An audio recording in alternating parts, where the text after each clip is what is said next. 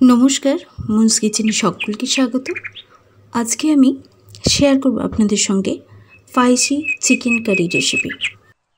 এই ধরনের recipe plane রাইসের সঙ্গে তো সার্ভ করতেই পারেন, অর্থাৎ সাদা ভাতের সঙ্গে আপনারা সার্ভ তো করছেনই, তার সঙ্গে লুচি, পরোটা এদের সঙ্গে সার্ভ করা যেতেই পারে। রেসিপিটি আপনারা গোড়া থেকে শেষ পর্যন্ত দেখতে থাকুন। যদি ভালো লাগে তাহলে প্লিজ একটা লাইক করবেন, শেয়ার করবেন, কমেন্ট করবেন আর সাবস্ক্রাইব অল বাটনটি প্রেস করে রাখবেন, যাতে আমার রেসিপির সমস্ত নোটিফিকেশান সবার আগে আপনার কাছে গিয়ে পৌঁছায়।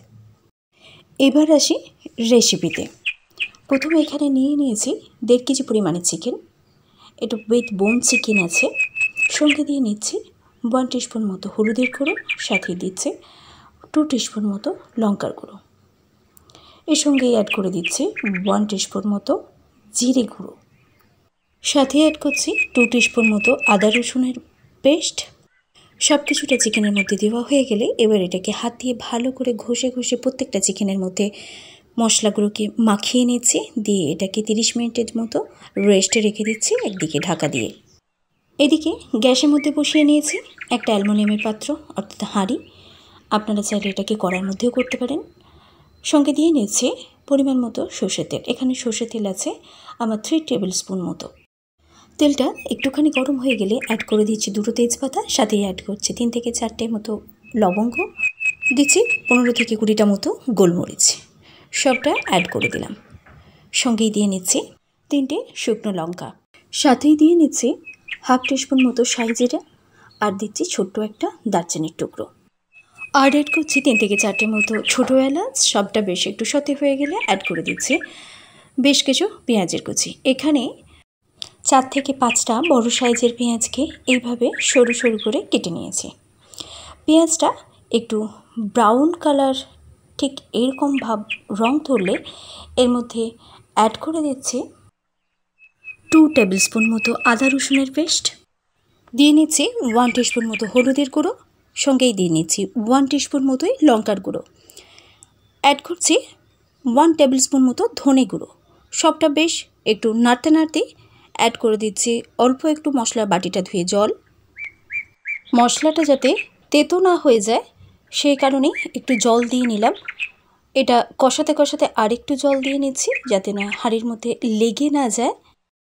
এদিকে কড়াইয়ের মধ্যে বসিয়ে নিয়েছি বেশ কিছু আলুগুলোকে বড় সাইজ করেই কেটে নিয়েছি। আলুটাকে আমি একেবারে মিডিয়াম ফুয়েলের মধ্যে এরকম লাল করে ভেজে নিচ্ছি, যাতে আলুর কাঁচা ভাবের কোনো ফ্লেভারটা মাংসের মধ্যে না আসে। এদিকে মশলা থেকে তেল ছাড়তে আরম্ভ করলে এর মধ্যে দিয়ে নিচ্ছি অল্প অল্প করে একটুখানি করে চিড়ে নেওয়া কাঁচা লঙ্কাটা দিয়েই এর মধ্যে দিয়ে নিচ্ছি ফেটিয়ে নেওয়া টক দই। এখানে 100 গ্রাম মতো টক দই আছে। অবশ্যই এই সময় ফুয়েলটাকে লোয়েতে করে দিয়েছি, দরকার হলে আপনারা ফুয়েলটাকে অফ করেও এই দইটাকে মেশাতে পারেন, কারণ নাহলে দইটা একটু ছানা কাটার মতো হয়ে যায়। সম্পূর্ণ দইটা মশলার সঙ্গে আমার মেশানো হয়ে গেলে এর মধ্যে অ্যাড করে দিচ্ছি ম্যারিনেট করে রাখা চিকেনটা। সম্পূর্ণ চিকেনটা দেওয়া হয়ে গেলে ফুয়েলটাকে 2 মিনিট মতো হাইতে করে সমস্ত চিকেনটা মশলার সঙ্গে ভালো করে কষিয়ে নিতে হবে। দিয়ে নিচ্ছি নুনটা প্লিজ যে যা স্বাদ বুঝে ব্যবহার করবেন, তবে এই স্পাইসি চিকেনের মধ্যে নুন ঝালের পরিমাণটা যেন ঠিকঠাকভাবে থাকে সেটা খেয়াল রাখবেন। এই সময় অ্যাড করে দিচ্ছি 2 টিস্পুন মতো গোলমরিচের গুঁড়ো। আমি প্রথমে 1 টিস্পুন মতো অ্যাড করেছি, সেটা দেখানো স্কিপ করে গেছি। এখন আরও 1 টিস্পুন মতো অ্যাড করলাম। সমস্তটাকে 3 মিনিট মতো নাড়াচাড়া করে নিয়ে ফুয়েলটাকে একেবারে লোয়েতে করে দিয়ে এটাকে 7 থেকে 10 মিনিট মতো ঢাকা দিয়ে নিচ্ছি। ঢাকাটা খুলে একটু নাড়াচাড়া করে দিয়ে নুন ঝালটা ব্যালেন্স করার জন্য অ্যাড করে দিলাম 1 টিস্পুন মতো চিনি, সাথেই দিয়ে নিচ্ছি 1/2 টিস্পুন মতো মিট মশলা। সবটাকে আরও 2 থেকে 3 মিনিট মতো নাড়াচাড়া করে নিয়ে এর মধ্যে অ্যাড করে দিতে হবে ভেজে রাখা আলুটা অ্যাড করে দিচ্ছি। সম্পূর্ণ আলুটা দেওয়া হয়ে গেলে আরও 2 থেকে 3 মিনিট মতো মাংসের সাথে কষিয়ে নিতে হবে। এই সময় ফুয়েলটা অবশ্যই মিডিয়াম করে দিয়ে কষিয়ে নিতে হবে। মাংসের সাথে আলুটা সম্পূর্ণ আমার কষানো হয়ে গেছে। এরকম অবস্থাতে আমি অ্যাড করে দিচ্ছি লিউকম ওয়াটার। আপনারা এই সময় যতটা গ্রেভি চান সেই মতো লিউকম ওয়াটার অ্যাড করে দেবেন। তবে অবশ্যই খেয়াল রাখবেন স্পাইসি চিকেন কারিতে যেন খুব বেশি জল অ্যাড করবেন না, তাতে পাতলা হয়ে গেলে চিকেন কারিটা খেতে ভালো লাগবে না। দিয়ে নিচ্ছি ড্রাই রোস্ট করে রাখা কাসুরি মেথি 1 টিস্পুন মতো। কাসুরি মেথিটা দেওয়ার সাথে সাথেই আমি এটাকে ঢাকা দিয়ে নিলাম 2 থেকে 3 মিনিট মতো। ঢাকাটা খুলে অ্যাড করে দিচ্ছি 1 টিস্পুন মতো গরম মশলা।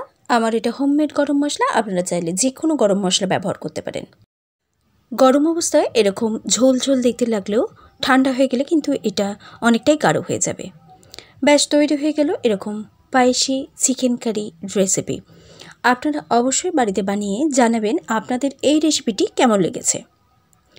ধন্যবাদ আপনাদের মূল্যবান সময় থেকে আমায় একটু দেওয়ার জন্য।